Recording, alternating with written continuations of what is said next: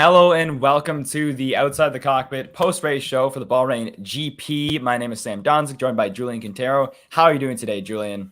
Oh, all going well. Absolutely crazy start, amazing start to this F1 season. A lot of things to discuss, rule changes, shocking retirements, Yes, amazing indeed. moves throughout. Quite frankly, very, very solid start to this Formula One season. I couldn't agree more. I mean, like this, and we were all wondering, how competitive are the cars going to be? How close are they going to be able to follow? Are we going to be see competitive racing? And throughout this race, especially pointing out the first battle, I think was really between Verstappen and Charles Leclerc was a very close battle where the cars were following very nicely with the DRS within the 1 second.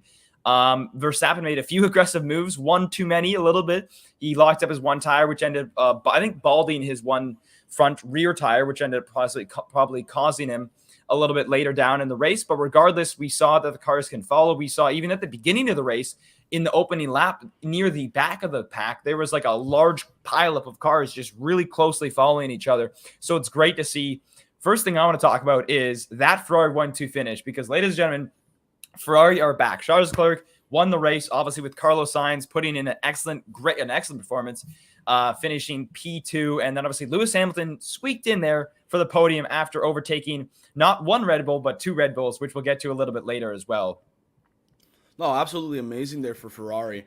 Leclerc came out there, absolutely dominated from the jump. Yes, Charles indeed. Leclerc came through off the start, had an amazing jump, had his little squabble with Verstappen early on, but other than that, Leclerc was just very largely in control. I was kind of scared in that restart. I was sitting there, I'm like, these situations, we've seen it several times before. Anything can end up happening, but Leclerc, he handled it like a champion. Did an absolutely amazing job, and he just flew away with it. Carlos Sainz, he applied a lot of pressure throughout the race. It was kind of weird. It showed that he didn't have the same pace as Leclerc, but Carlos has come out. He said, you know what, start off the season, Charles has a better grip on the car. He believes that he's going to be able to catch Charles, and we definitely saw that in the last stint. It was definitely doing very, very well. It seemed like he was catching Charles, especially after Verstappen went out. But as a whole, very, very good drive from Carlos Sainz. Almost kind of a very solid rear gunner, as he did have a lot of pressure from Paris throughout the race. He ended up holding on to that third, and when Verstappen, had his issues, he was able to get past him no problem. And Ferrari was able to cruise to a 1-2. Beautiful scenes, amazing things to see all around. And what does that say for this season? Who knows? But Ferrari's definitely back after that, and they definitely had the pace all weekend, and it definitely showed. Yeah, it's a question of whether, obviously it's the first race of the season, and with Red Bull's issue, it's a question of, okay, is Ferrari going to win the 2022, drivers championship, or not even drivers championship, but also constructors championship with their performance? I mean, they're showing a great amount of pace. They showed in testing. They showed it all throughout the weekend with Charles Leclerc getting pole position, as well as Carlos Sainz, not far off the pace between, even when you look at the qualifying times between himself and Charles, the pace very close. So I think Carlos Sainz did a great job. He did a great job, not as like you said, as a rear gunner, and just really supported him in the best way possible with helping defending against the other drivers well enough, and was pushing it, was very close to getting Verstappen. Even throughout the race, earlier before he even had the issues, he was getting very, very close. And then, of course, when he had the issues, he cruised right on by to an easy second place, which was lovely. I mean, not lovely for me to see, but of course, if you're a Ferrari fan, it's lovely to see.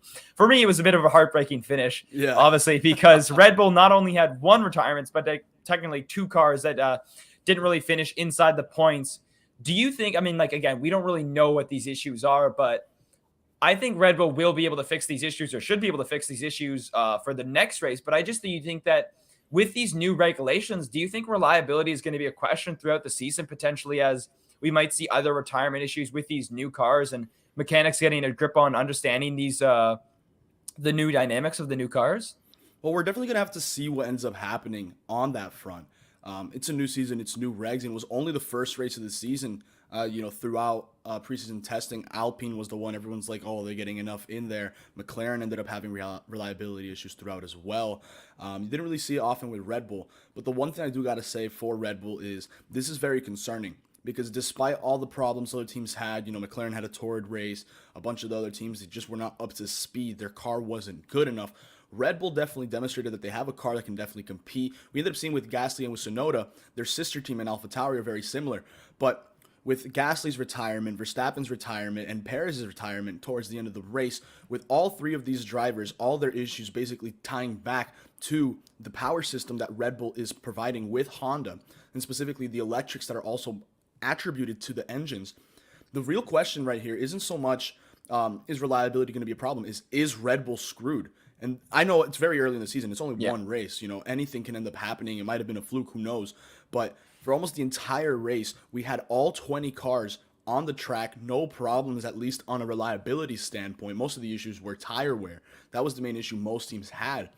When it came down to actual reliability in the car, no car seemed to have much trouble. No car seemed to be struggling or anything like that. And then Gasly drops like a fly. Verstappen started complaining a lot about problems, and he ended up having to retire. And then Sergio Perez at the end of the race, that spin almost entirely attributed to just the engine giving up. No, exactly. Yeah, for So sure.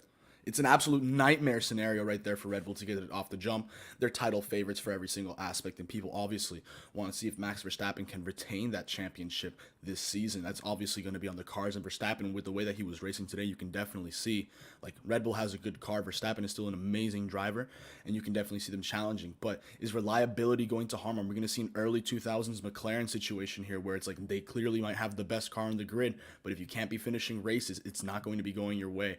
A lot can still happen. It's only the first race of the Yep. season, but this is definitely very concerning for Red Bull. And at least for this next week, they're going back to the drawing board. For a fact they're sitting down and trying to figure out, okay, what was the problem with our electronics? What was the problem with the engine? Why was Max's steering bugging? We need to sit down and analyze this more thoroughly. I No, can for definitely sure. see Red Bull next week potentially striking back, striking harder, and being back to another forceful level. But this is one of the main things you're going to have to talk about. And with these new cars and everything like that, their guess is as good as ours at this point because there's been no further development or previous issues like this with this car. It's the first ones to arise. No, exactly. I mean, again, like they were running all well throughout the race for the majority of the race up until 56 laps or 54, 55 laps. And then it was within the last 2 laps that Verstappen and then Perez also had these issues. So it's like you have to think about that. It's okay, like what really went wrong in those last few laps? And again, is it an issue that they can fix, or is it going to be something that's going to continue to haunt them, like you said, throughout the season? Because we saw, I mean, like I'm even thinking back to Renault a couple years ago when they were having those engine issues where like Daniel Ricciardo and Nico Hülkenberg were like just not finishing races. They were putting in good results. They were getting in good qualifying positions, but they just couldn't finish races because of those reliability issues with their engines. So this could be a similar issue with Red Bull's control electronics along with Honda, like mixed in their partnership together. So it's going to be very interesting to keep an eye on.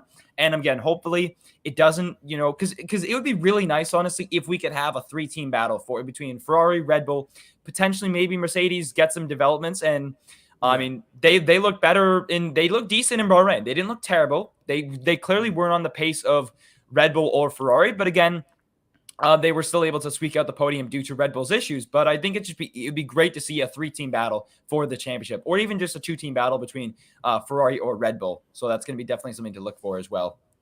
Now, another thing, obviously, we want to talk about was Valtteri Bottas, obviously no longer with Mercedes, now at Alfa Romeo, and Kevin Magnussen making his return to F1, and he did it in style as they both finished in the points. I believe Magnussen finished P5. Bottas finishing P6. Bottas finishing P6. Love to see it. I mean, clearly we can see that these drivers with the right car and like we saw obviously Bottas, we know he's a great driver in a Mercedes. He's been a great driver for many, many years. But Kevin Magnussen, obviously, I think he's one of those drivers that's really underrated because he's now in a car that he's got good equipment with him. He's got a good package overall as a car, and he can deliver week in, week out, I believe, and get them points for Haas. For the first time, I think, since 2016 was really when we saw consecutive point finishes inside the top 10. So, Oh yeah, it was all in all, it was very, very interesting to see for Magnussen, F1 wise and career wise. In a sense, you can say he's not really had the best of luck. Started off his career at McLaren right as they hit their decline. A lot of people were like, "Oh, maybe he's not the answer. Maybe the car is just struggling." He had a short stint at Renault, that was all right, and then he jumped ship to Haas, which was a new team at the time. At first, they started off all right, and then they had their massive collapse. That was just very, very major to see all around. And Kevin Magnussen, you can arguably say he's never really had a real shot in F1. We did see performances like this from him, though, throughout his career. So very, very great to see from Kevin Magnussen. Great to see K-Mag back on the grid. Amazing performance there. P5 in a Haas. It definitely goes to show Haas has improved significantly over the past couple seasons. Maybe Bahrain is a track that suited them a lot more. I know for a fact the Ferrari engine was very, very strong around Bahrain, so that definitely benefited them. But Kevin Magnussen, throughout qualifying, throughout practice, throughout the preseason here in Bahrain, throughout everything, he was very, very pacey. He was on the ball. Amazing from him. And for Valtteri Bottas, man, this must feel great, in my opinion, because he was pacey throughout the race, had a horrendous start, started P6, dropped 8 positions off the start, horrendous getaway. Hopefully that doesn't turn into a theme for him or for Zhou Guan Yu in that Alfa Romeo. Hopefully off the jump they're not having any more issues. But Bottas had an absolutely torrid start, still clawed all the way back to finish 6th. Very solid from him. Nice fights in the midfield, and he definitely showed that he might have gotten very complacent in that Mercedes. He might have gotten very, very complacent, very used to his surroundings. And he ended up becoming less aggressive. Now that he's in Alfa Romeo, he's definitely able to push the limits a bit more. P6 to start off, definitely not bad at all. No, for sure. And I just to add one more point to that as well, I think, interesting enough, I think it's funny the fact that in qualifying, I mean, obviously, George Russell didn't have the best qualifying because Mercedes, clearly the qualifying pace wasn't as compared. But I think it's just funny how he goes to a new team and out-qualifies the guy that replaced him. Then ended up replacing George Russell again.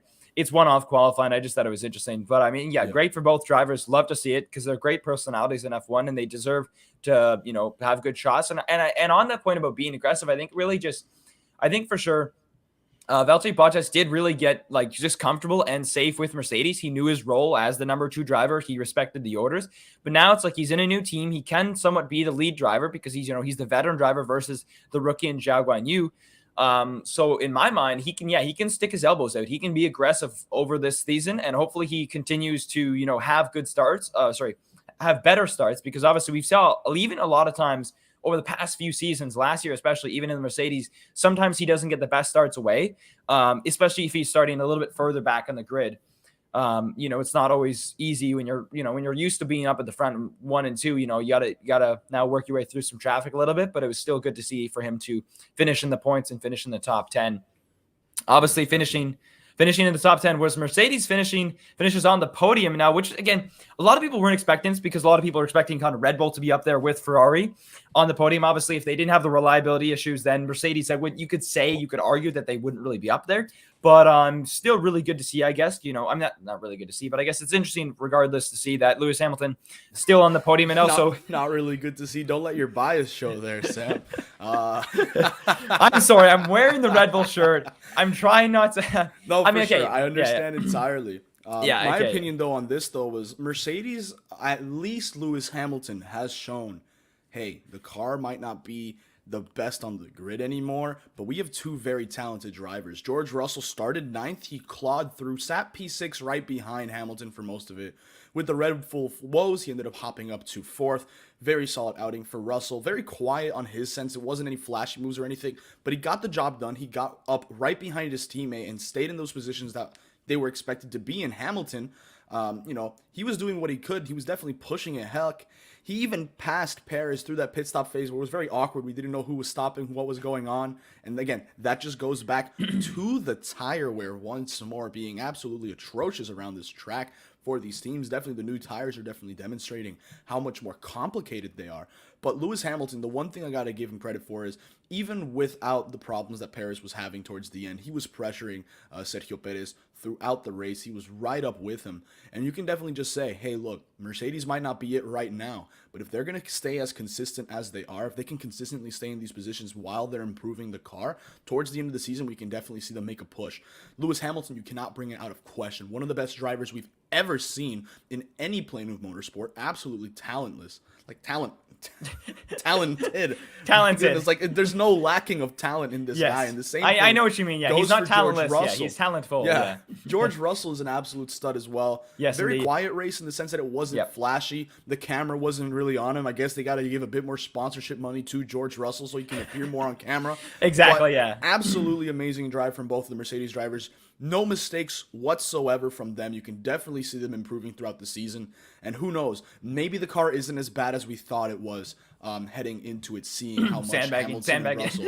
Russell. I don't think they were sandbagging, but I don't think it's as bad as people were making it out to be in the No, preseason. I think people just were really surprised how well the Ferrari was running and how Yeah, quick it was in comparison to the other cars. And I think that Ferrari's just got a great package. So look out for them to be contenders for the title. But I think for that sure. again, it's a long season, 22 races to go. Cars can develop. I mean, like we saw last year, like Still, McLaren, exactly. first half of the season was running well. They were in third. Ferrari make a big push for the second half of the season and they take third in the constructors. So I can definitely see that Absolutely. happening where near like after you'd say Hungary and then we go into the summer break and Mercedes comes back at Spa Who with knows? some major upgrades. It could definitely be go down to the wire, which I would love to see because a Ferrari versus Mercedes battle, maybe even a three-way battle for the title would be awesome to see in Abu Dhabi. We haven't I seen just that think it since would be real. 2012, I think. Sorry, Yeah, since 2012 was the last time we saw like three teams at three least teams. Yeah. be in Hmm. contention for it. I think it's just very, very interesting. I think it's going to be absolutely amazing moving forward for this season. Um, I Yeah. honestly think this is the longest season F1's ever had. 23 races total, one down, 22 to go. I could only imagine what previous legends who raced in like a 13, 14 race season must be thinking like, oh, these teams have so much more leeway, but in reality, like this is a lot more of a psychological challenge. Teams are now able to push or pull at different points in the season, and it's gonna just be really interesting. I remember for a fact, and heck, I said it the day of last year, bringing it back to the first race of last year. I Yep. remember I was on this show. I sat here and I said, "Hey man, that battle between Verstappen and Hamilton, crucial, crazy ending." But the fact that Hamilton got that win over Verstappen, that's going to define the championship fight for the rest of the year. And it did. It Yes, it quite did. literally defined Yep. the championship fight for the rest of the year. So the question is, did we already get a definition now? Or are we still going to see a couple more races? It's new regulations. Last time there were new regulations, Braun GP dominated the first half of the season. Second Yep. half just scraped by and barely pulled through as Red Bull came charging through in 2009. The Yep. next question now, this is the next major set of rule changes, it seems. Are we going to be seeing something very similar to Mercedes in 2014 where they just flat out dominated the field? Are we going to see something more like 2009 where we're going to see 2, 3 teams? It's going to start off kind of close, hop into 2010, we're also going to see it kind of close. How's it going to turn out? Who knows? But it's always really interesting with new regulations because we see Yeah, new for sure. drivers step up. My favorite thing about these new regulations as well is seeing drivers that aren't young talents, like around that time everyone's like, oh, Sebastian Vettel was expected to win championships. That was just the norm. But Mark Webber, Formula One veteran, just stepping up and absolutely crushing it. I'm waiting to see who's going to be this year's Mark Webber. You feel me? Who's it going to be? Is it going to be like a Carlos Sainz where most people aren't really expecting him to do all that and he just hops in and he does everything? Is Sergio Perez going to have a nice title fight at some point? Who Yeah. knows how it's going to turn out? But I'm definitely going to come out here and say there's going to be one driver out here that preseason we weren't really giving him much credit for, and I think they're going to be contesting quite a bit for that championship. I can see if if Red Bull's able to fix this reliability issues, like if we go for the next five races and they're just having no reliability issues, they're finishing races, they're finishing in the points within the top five or top three. I can definitely see Sergio Perez being competitive and saying like, "Hey, listen, Max, you won your championship last year. I was a great teammate. It's time your turn to return the favor, and let this man win." So because that would be interesting to see as well. But I think as For sure. well, looking at the season and looking down towards the end of the season, I think that realistically, I can see that Ferrari can lead, like they can lead the championship if they look really strong, obviously, and I think that over the next few seasons like in these new regulations, I think that it's really hard to tell, but I have a feeling that maybe not Ferrari, but maybe Haas is one of those teams where it's like, again, they take a couple years to develop. Not maybe they have a good season this year, but then if they continue to develop their car under these new regulations, they could be fighting closer to the podium potentially again because they have a really competitive car. They've got a great driver in Kevin Magnussen. Mick Schumacher again is still learning. Not the best race for him. Finished just outside the points, obviously, which we'll get to as well because Zhao Guanyu, which we're going to now mention, he scored his first points in his F1 debut. I believe this. I can't remember the 50 or 60. There's like 60 drivers that have done that in their debut. The last one to do it obviously was last year, of course, 1 year ago exactly or roughly was Yuki Tsunoda in the AlphaTauri. So obviously Zhao Guanyu, great to see first Chinese driver in Formula One scoring points in his F1 debut.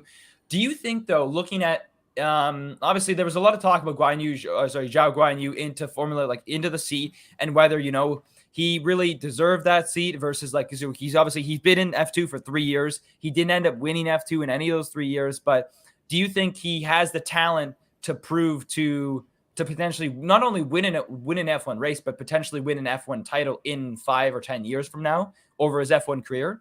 Do you think he has that talent?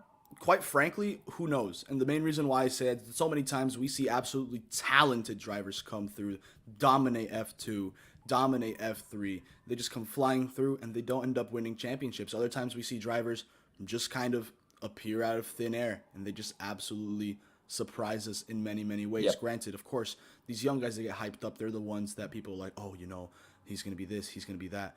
But Guan Yu Zhou, Zhou Guan Yu. Yeah, it doesn't matter how you want to put yeah, it. Exactly. This kid has talent to sit in F1, in my opinion. He was brought in quite a bit for financial reasons. There's no reason to sugarcoat it. I'm not gonna. Yeah.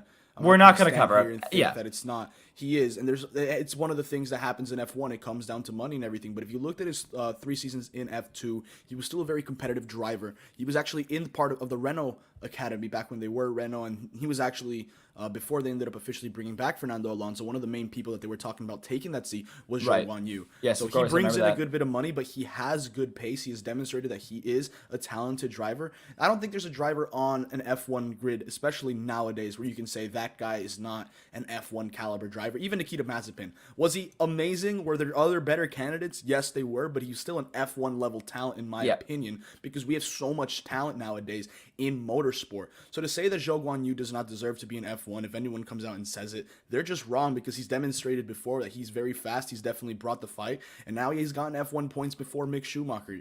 And I feel like, especially after this race, I'm just saying, Schumacher was ahead of Zhou for a good bit of the race. Schumacher had, on paper, a better car. I would say the car was really equal between the Alfa Romeo and the Haas. Because they're both Ferrari powered, so. Exactly. But with Magnussen pulling out a P5, Zhou beating Schumacher, he beat him on track. He passed him. That's not like, it wasn't a strategy thing. It wasn't anything like that. He straight up passed Mick Schumacher. The real question is going to be, is Mick Schumacher going to live up to his expectations or not? Is Guan Yu Zhou going to be that guy? Who's it going to be? Who knows at this point? But in my opinion, at least, Zhou Guan Yu is definitely a driver to look out for. I think any driver on the grid is a driver to look out for, because you never know depending on how your car is performing. No, As exactly. we saw today with the McLarens, because look, Lando Norris, we love him. Daniel Ricciardo, we've seen him win races. Yeah. They were nowhere to be seen today. Absolutely bottom of the grid, horrendous performing from McLaren today. And that's just the point. It doesn't matter how much talent you have or not. I think we're at the point in F1 where every driver is really talented. It comes down to how good your car is in comparison. Yeah.